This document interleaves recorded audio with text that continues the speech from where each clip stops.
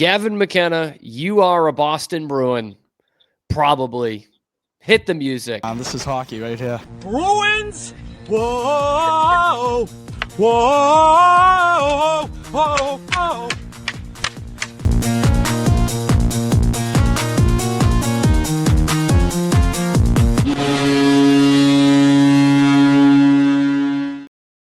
There it is. School's back in. The Garden Level Pod. Did I do that last week too? I think I did that last week too. It's the Garden Level Pod with Dan Conlon, myself, Cam Stewart. Dan, it's not fun right now. It is not fun. The fun ran out after 3 games. Since we did our little, Bruins just one hiccup, 3-1 podcast. They have won 1 game since then. And it's now 7 losses in their last 8. Who would have thought, man? Who would have thought this might not be a very good team? A lot of people, but I was a little optimistic. Going back to our bold predictions, I had some bold predictions, and now those are going to be thrown right back into my face. But yeah, this team is having an identity crisis, and just when you think they might take a step forward, they beat arguably the best team in the NHL at home. They take 7 steps back, and that 7 steps back is a reference, obviously, to the 7 goals they gave up twice last week. Whoa. But yeah, there's a lot of things we can go over. Yesterday's game obviously was the worst game of the year, and I think this is gonna be a season where you watch a game, you're like, wow, this was the worst season of the year, and then they go and top it like a week or 2 later. Well, that's like exactly what I was thinking. I'm like, someone could be listening to this podcast a day late and be like, oh, they're talking about the Islanders game, which actually hasn't happened yet as we record this and as we drop this, but it could be. It friggin' could be. Yeah, the floodgates opened in Ottawa, 7-2. Second time, as you mentioned, they've given up 7 goals in the last week. They didn't win either of those games. You don't win many of the games where you give up 7 goals in the NHL. I suppose it probably has happened before. I can't remember the Bruins ever doing it. They won when giving up 6 goals one time to Montreal. That was pretty cool. But that was 15 years ago. Yeah, they didn't win. They didn't win this game. And you talk about identity crisis. I've heard that a lot around this Bruins team. And I get it. They are built for big, ugly hockey, like early 90s physical kind of hockey. And they don't play that for some reason. They try to outskate you. They try to outpass you. They try to outchance you, and they can't do that against anybody. I don't really know why they're doing that. But the more this happens, Dan, the more I'm thinking maybe they don't have an identity crisis. Maybe their identity is just being really fucking bad at hockey. Like maybe that's just their identity. They're just not really good at anything. And right now, that like legitimately, they are not good at anything. They aren't. And the things they said, front office said they would be good at, things they thought in their mind they would be good at, the things that we brought Marco Sturman to be good at. And I'm not putting it all on him. It would be, optimistic to see his strengths, the reason we brought him in here for, to be shown in the first 10 games or so of the year. And we don't see any of that. And I think he kind of pointed out, and, I think the players kind of pointed out too, I think there may be something going on with the front office. And, I don't think the players and the coaches are on the same page as the front office. I think early in the season, Sturm is already alluding to, he's like, hey, this is the roster I was given. Like, I'm trying to do my best. There's not much roster moves I can make, like calling up the young guys. He went out and called out Matty Patra by name as someone that's having a good year so far. And I think he's subtly trying to say, like, this is the team the front office gave me. And then you have guys like Morgan Geekie come in and say, we saw what happened last year. If we don't change it, it's going to happen again. So there's still some flashbacks to last trade deadline on the team. A bunch of these players saw 4 of their best players get traded because they weren't a playoff team. And now I think they started off hot because they didn't want to see what happened last year. They wanted to be a team in Atlantic that can compete. And now that they're kind of not slowly fading away, they are in dead last right now. Yeah. It's not like they're sinking. They're at the bottom. And now I think you have players like Morgie saying like, we don't want to happen what happened last year, but it's in the back of their minds, and that's probably affecting them a little bit. But yeah, I think there's some internal warfare going on between the front office and the players on the ice and head Crazy. coaches. Crazy. I mean, who would have thought? Who would have saw that coming, right? This GM who just continues to outlast his coaches, Yeah. gets to pick the assistants every time. We heard like this is a throwback to this time last year when Jim Montgomery was kind of circling the drain, and it was another one that I think we were all like, okay, it's time for him to go. But I think we were all saying that because we knew like it's probably not his fault. But like this is just what's going to happen, and this needs to be the next thing that happens. But he was saying the same thing of like, I kind of got what I got, and they're trying to make something that I don't coach, and B, we don't have with this personnel. Like it's all fun to say like, oh, we're going to win some games because we're going to be tough to play against, and we're going to be tough to score against. And like a month into the season, it's the same shit as last year. They're not tough to play against. Like it looked like that the first couple of games, sure, but they're they're 29th in goals against per game. Like in 5-on-5, they're the worst team in hockey. Like they're awful, and they allow the third most high danger chances in the league at 5-on-5. They're 30th in scoring chances allowed in 5-on-5. Like they're just not tough to play against at all. And so it's fun to say to a fan base in Boston that's like, yeah, we love tough, right? We enjoy that. It's all fair to say in July, well, this is what we're going to be. We're going to be tough. We're going to be tough to score on. We're going to be pricks in the corner. But you're not really that to begin with. And B, as most of us who pay attention to this sport know by now, that doesn't win in the NHL anymore. Like, find me the last time a team that had no real offensive talent outside of one player made the conference finals. It fucking does not happen. And if I have to hear one more person say, "Well, the Panthers are tough," and just not acknowledge how good they are, top to bottom, and how deep they are, then I'm gonna lose it. And it's wild that everyone else in the league can see that. Like everyone else, except maybe the Rangers, can see that around the league, except for the GM and the president and the ownership group of the Boston Bruins. It's so bizarre. Like you can't win this way, and you're seeing it right now. Yeah, and some people are saying ownership or the front office didn't want to put this fan base through a like tanking year. They wanted to sign some players to make the games. They didn't think they're going to win the games, but they just wanted to make it look more competitive and put some fans in the seats. So they go out and sign people like Jeannot and Corrali.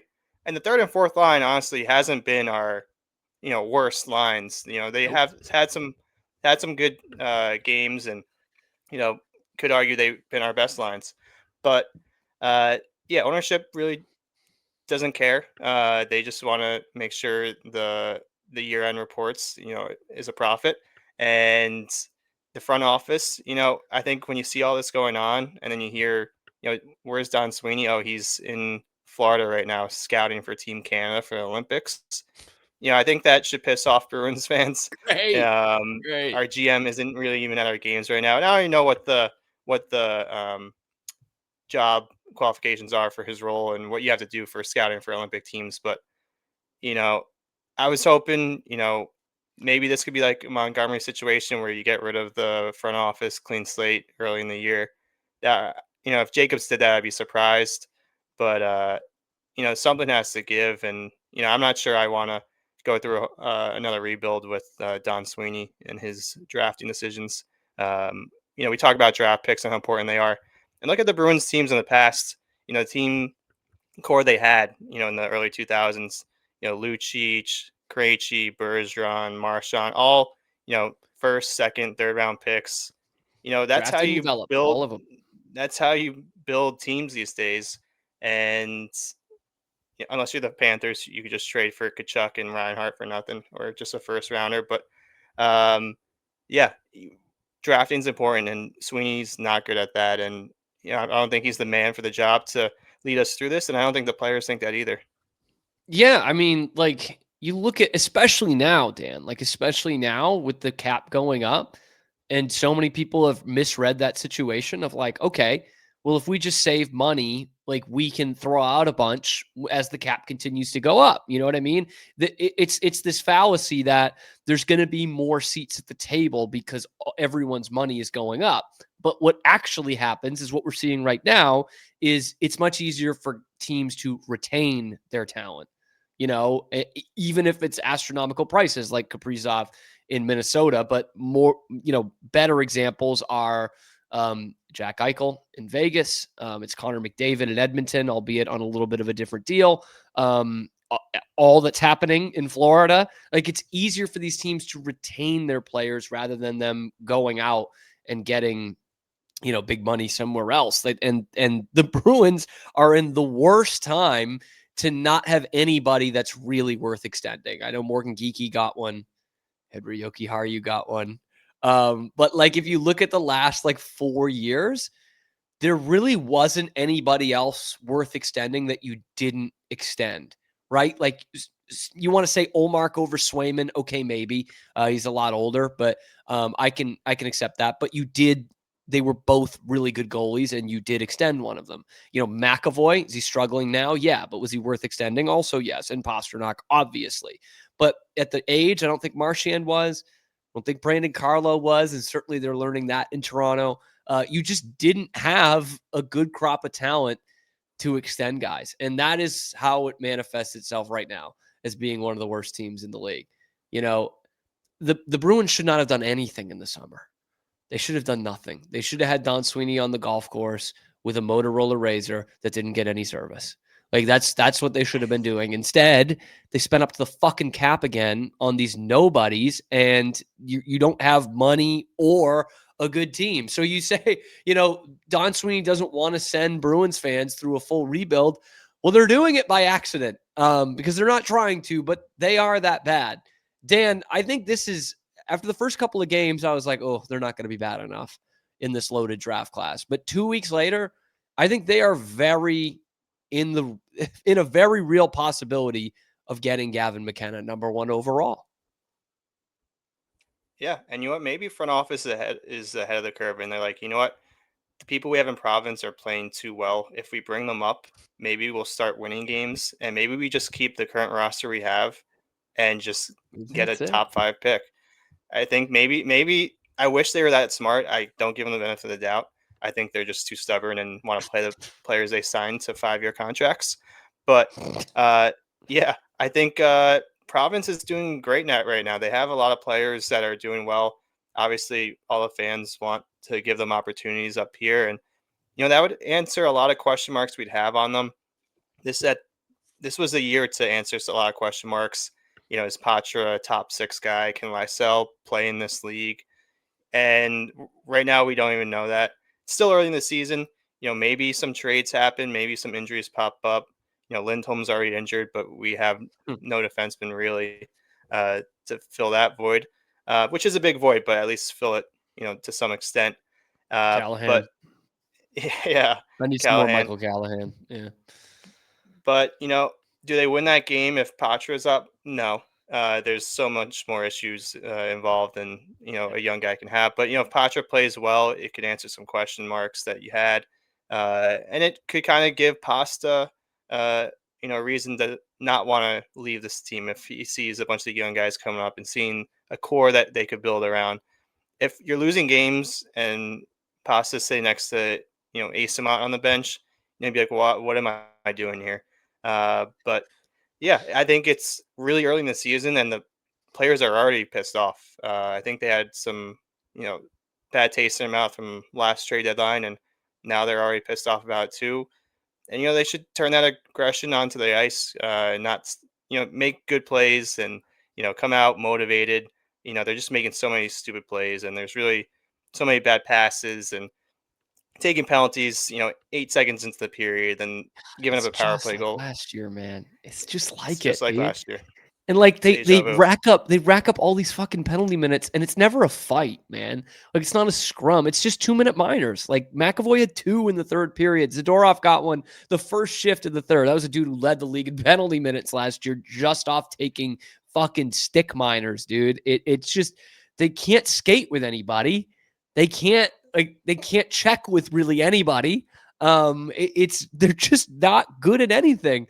And we talked about this off air over the last week. Like, and I don't remember who tweeted it out, but it was one of these great Bruins Twitter accounts of like the line charts for a practice. And it said, even with David Pastrnak out there, that might be the worst forward group in the league. Like it really might be the worst forward group in all of hockey. I kind of joked about that last year. They had 2 Hall of Famers at some points with Marchand and Pastrnak, but this is dreadful. Like there's no skill out there. None.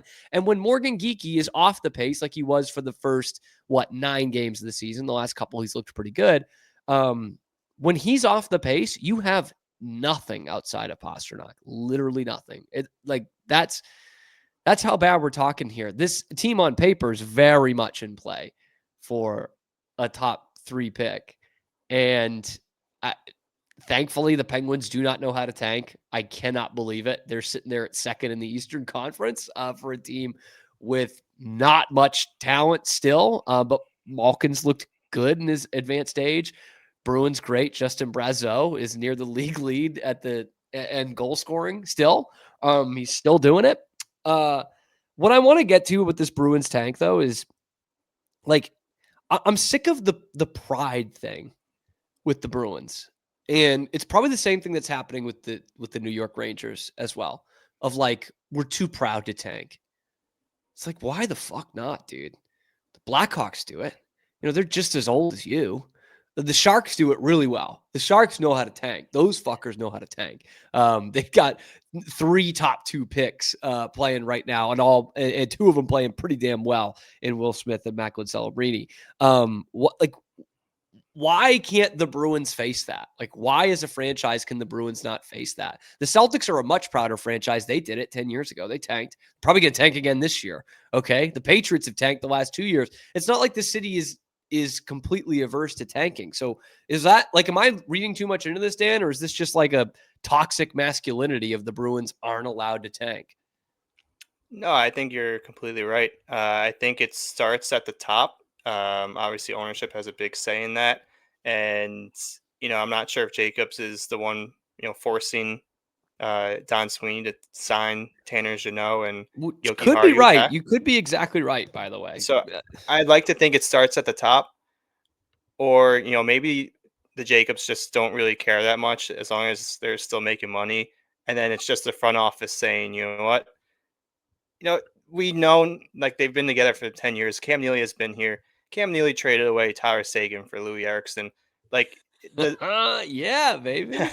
the the After cause has after been he here of for course over a after of decade. course he traded Phil Kessel for Tyler Sagan. So from Phil Kessel, you netted Yeah. Louis Eriksson, and didn't even pay him when it was time, which is fine in the long run, but it just goes to show. Sorry. So yeah, after that, I would lean on Cam Neely. He played the 80s and 90s. He's stuck on that. Piss and vinegar. We need to be the heaviest team in the league, weighing at 207. Let's not play the young guys. The Bruins historically have never really played the young guys. We've had a young core that came up together, and then ever since then, it was like, all right, we're sticking to it. So I think it stems from Cam Neely. I think he is just not willing to play losing hockey, and his decisions that he thought would help Purposely. the team are actually helping the tank. Like Big time. he's inadvertently helping the tank by us signing the players he wants us to sign. So I'm all for this tank now. I think everyone has realized this team should not make the playoffs, and if they magically did, it would just be a first round exit. So I just think we hoped it would be better losses. I think that's why we're a little more pissed Yeah. off. I thought McAvoy would be playing better. Um, Pasta, has looked a little bit lost the past few games, and that could be, on the other team's defenses. They realize we have 2 people that could score goals, Yeah. There's and one guy to key on. Yeah. Every night. yeah, And maybe that's why Geeky's playing so well. Maybe it's kind of like, let's stop Pasta and Geeky's going to score 40 goals this year. Maybe that's the reason why. And, you know, but yeah, 22 more next year. there's a lot of blame to go around, but, I think it starts at the top. And I think Neely is the main cause of it. And Sweeney's with him too, but Nini's been Yeah. here Neely's been here a little bit longer. They both got blood on their hands for sure. And like, it sucks because, dude, I love Cam Neely, the player. I don't think there's any Bruins fan out there that dislikes Cam Neely, the player. Like, fucking legend. Love the guy. Perfect. Exactly how you should play the game. Right. Great actor too. And a terrific actor. Seabass, who could forget, man? But like, it's funny. Like, he builds it in the image of his game, but only half of his game. Because like saying that Cam Neely was just a tough guy is like saying the Florida Panthers are just a tough team. Yeah, he also scored 50 goals in 44 games. Like, he was one of the best goal scorers of his era. And he just also happened to beat the shit out of people. And no one can corroborate this except probably my dad. But when they fired Chiarelli in, what was that, 15, the end of the 15 season when they missed the playoffs, and they promoted Don Sweeney, I was like, is this really the thing? Like, is this really what we want to do? Because at the end of it, there was the knock on Chiarelli and Claude Julien as well of like, they're just too married to this defensive system. Like, again, what we're talking about right now, like they're not playing young guys. They didn't want to pay Kessel or Sagan, who were two borderline Hall of Fame players, like really good offensive talents, but they didn't want to play him because of the system. And it was like, is that getting too much in the way? And I was like, I guess not, because all Cam Neely did was promote a guy who's his buddy, whom he played with on those Bruins teams that we talk about that just mucked it up and had Ray Bourque and Cam Neely on them. Like, that's not going to solve anything. And 10 years later, it has not solved anything. Like, we're doing the same thing. And the game has advanced so much skill-wise in that time frame, and the Bruins have just not caught up at all. And then they promote the AHL coach after they fire Claude Julien. And it's like, okay, we're just going to keep doing this. We're just going to keep doing this. 10 years later, we essentially are still doing this. I mean, they might not be trying to tank, but they're going to tank, bro. Like, they are tanking hard. And hopefully, it's, again, I keep saying it, this is a loaded draft class, man. Or at least it looks like it in late October. So Gavin McKenna, Boston Bruin, I'm here for it. Keaton Verhoff, Boston Bruin, Maybe. very here for that as well. Tynan Lawrence, we talked about him last week, Boston Bruin, sure. Who's the other kid? Stenberg? Igor Stenberg? Yeah, sure. I know him. I watch him play all the time. I got to say, though, the most concerning thing about the Bruins so far isn't just the fact that they suck at everything, but the fact that 3 times in the last week, Dan, Marco Sturm has basically said the same thing, just in different language. And he said it after the 7-2 loss to Ottawa on Monday night. Andy Brickley was interviewing him after the game and basically said, like, what's up with this team and giving up this many chances? And Marco Sturm once again goes back to the well with this pretty damning answer. Just mistakes of execution, and how damaging are those, and how fixable are those mistakes? Yeah, I think it's either buy in or not. That's right there. That's the difference, and that's what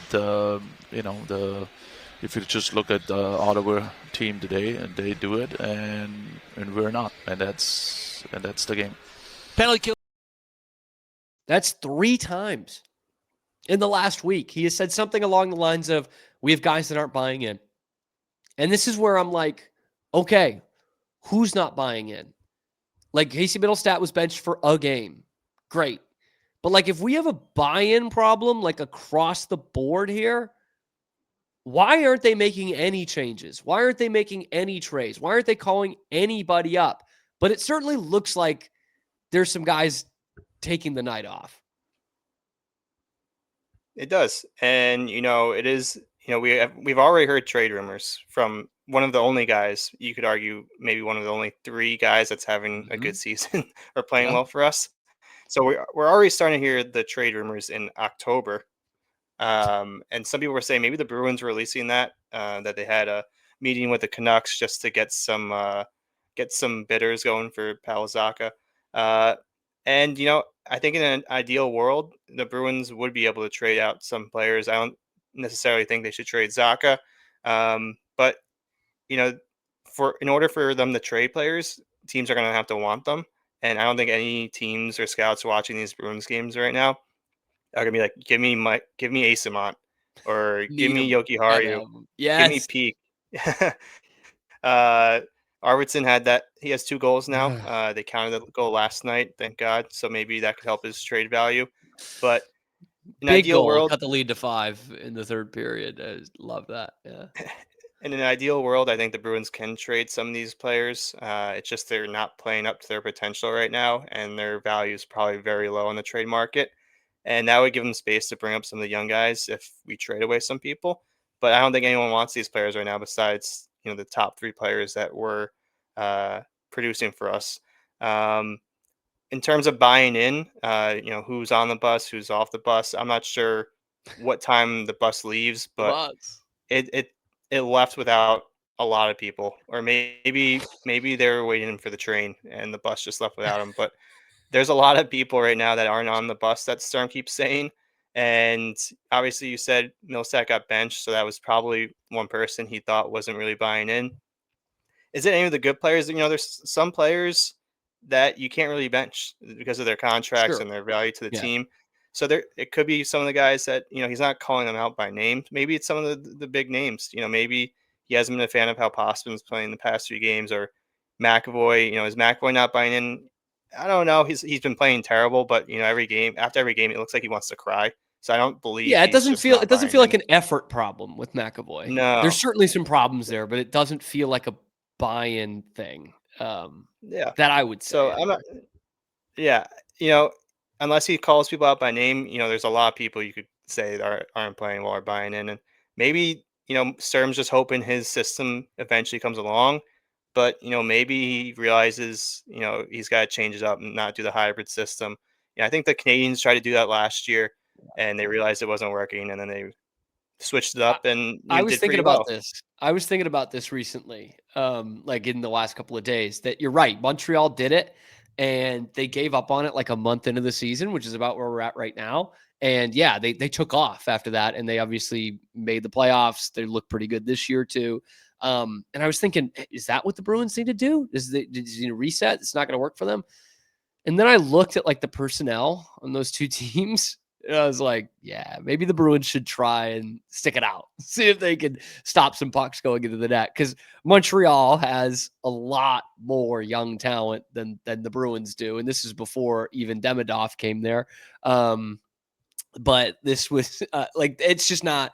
They needed a more free flowing attack. The Canadiens did. The Bruins, I don't think, can handle that. I don't think they can. Let's talk Zacha because that's the name that's being brought up now. I thought he was a trade candidate over the summer as well. He's a dude who can be very valuable to a contending team. Like, obviously, he's not a 75-point guy or anything. He's not a 30-goal guy, not even close. But he's a 50 to 60-point guy who can play on the penalty kill pretty well, can play on the wing and at center, has a pretty nice cap hit of 4.75 for one more year after this. Like, that's a guy that a lot of contenders would want. Vancouver is not a contender, but and I know we don't know prospects around the rest of the league like we do for the Bruins, but like in your mind, if you're trading Pavel Zacha right now, you can probably get a pretty decent return for him. Like, what would you look for in return for Pavel Zacha? I mean, obviously, it's got to be a first involved, and then you Yes. got to take your pick of the litter. Which teams have prospects that you like? Um, They were so I would talking Vancouver with Willander, the big defenseman who played at BU. Don't know if you ever mhm. saw him. He's playing for Abbotsford in the AHL now. You Yeah, could.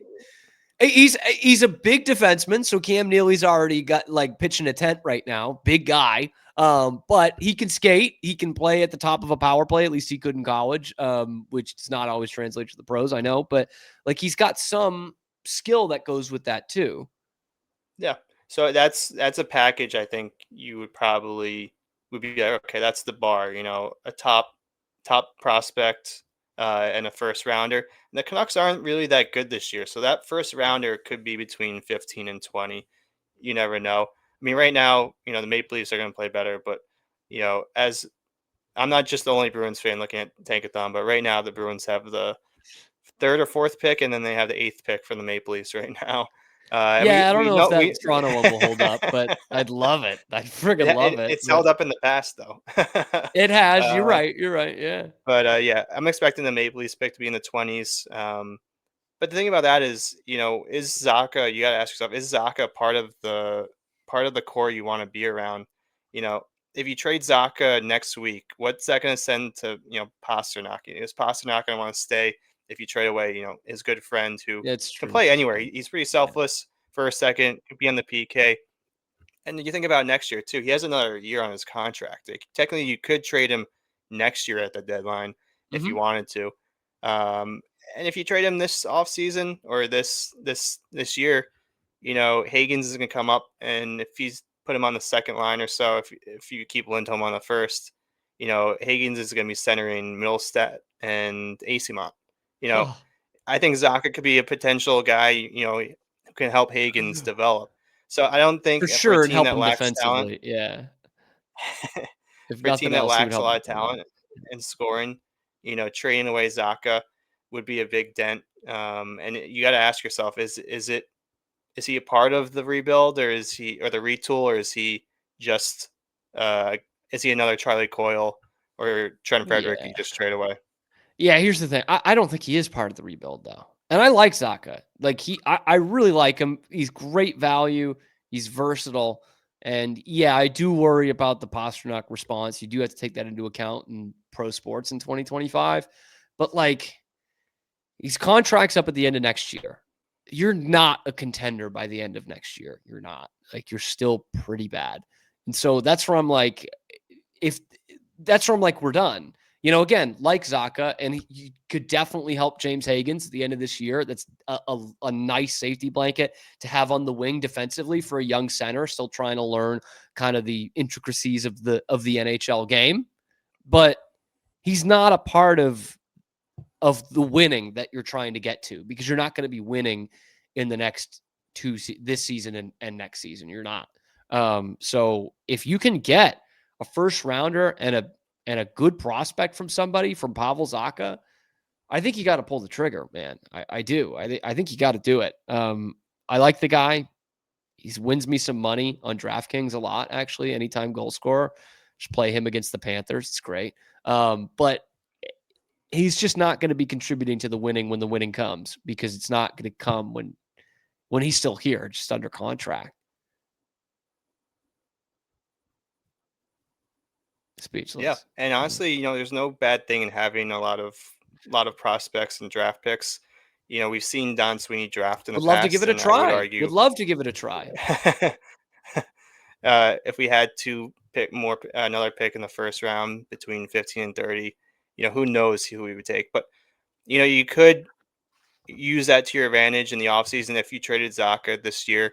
And I wouldn't trade him right now. I'd wait it out, hopefully towards the deadline when you have teams more desperate, and you could kind of feel out what the real market value is. If you're just getting trade offers from the Canucks right now, you really don't know what else is out there. But if you get, and then in the offseason, the Avs or the Stars are track stall with Robertson or Natchez, that's when you can start using all those draft picks that you accumulated that from trades last year and this year. Maybe that can get you a Natchez before the draft next year if those trade talks don't go through. Yeah, you could, and for once in a long time, first time in a long time, you've actually got some capital there, right? You've got your first and second round picks for the next 2 years. You got a couple of thirds in there, as I think you have your first, second, and third for the next 2 years at least. When was the last time we could say that? It's been a long time. Like I know, I like Zacha as a player, but he is really your only trade piece right now. Like, nobody else is going to garner any kind of attention, except obviously Pasternak. But you're not doing that. So Zacha might be all that you can really part with right now. And that's a kind of a scary thing, which this leads me into my next question. And it has to do with David Pastrnak, because I watched last week. We did the episode right a couple hours before Marchand's return to the Garden, and got the great ovation and the emotional tribute and everything. And right after that, all I could think of was, damn, are we going to be doing this for David Pastrnak in like 2 years? Are we going to be doing the same shit with this dude? Like, that was my biggest fear, was that it's going to be the same thing for Pasta in 2 years. And so as this thing kind of bottoms out and the Bruins do start to move on from some more pieces like they did last year, who are the untouchables on this Bruins team? I think there's one person. I like to say two. I wish Yeah, I could say two, me too. Yep. because coming into the season, those were the two people you wanted, uh, two potential captaincies. And we've been kind of quieting down. I don't know if you realize, like, no one's really talking about who should be the next captain right now. I think that Nope. the first week of the Nope. season, it was kind of like, give it to Pasta. But now it's like, I feel like it's just in the rearview mirror. I think we kind of forgot about it. Like, Elias Lindholm is wearing an A right now. Like, that's where we're at. Um, Mm. but I think there's only one right now. I wouldn't trade McAvoy. I think that's not someone you just trade because he has 10 bad games. Um, has he been disappointing? Yes. Um, I think is there are he? some He has underlying concerns about McAvoy, but not enough for me to be like, hey, let's trade him right now. no, For a guy who exactly. missed the last 30 Um, games of the year last year. Like, I'll give it some time. yeah. But Yeah.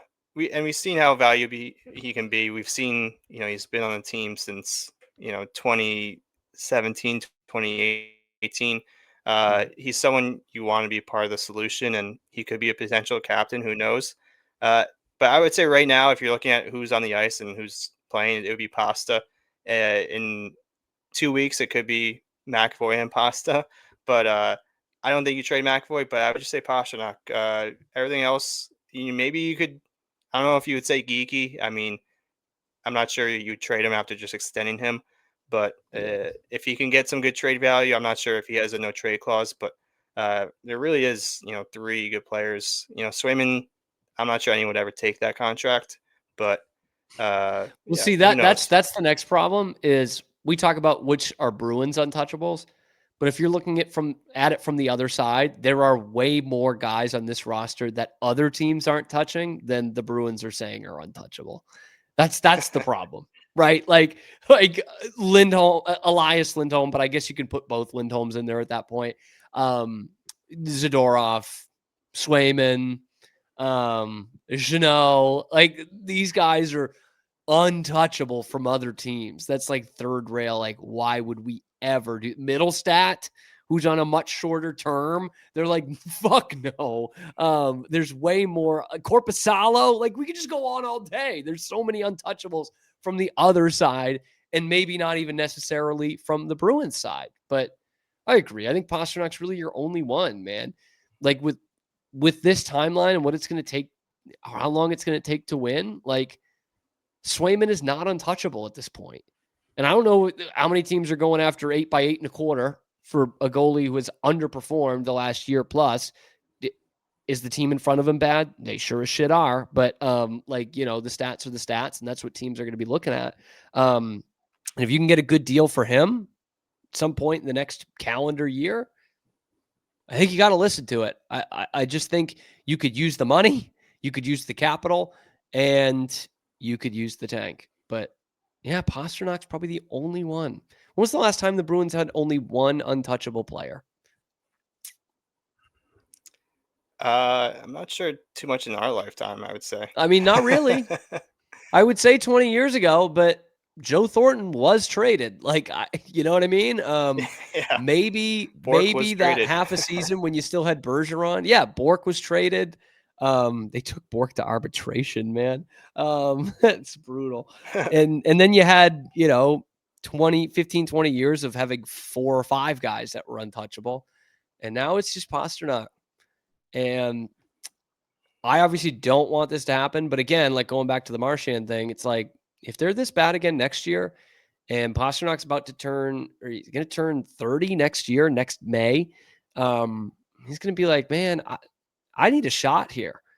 I need a shot to win the cup. He hasn't done it.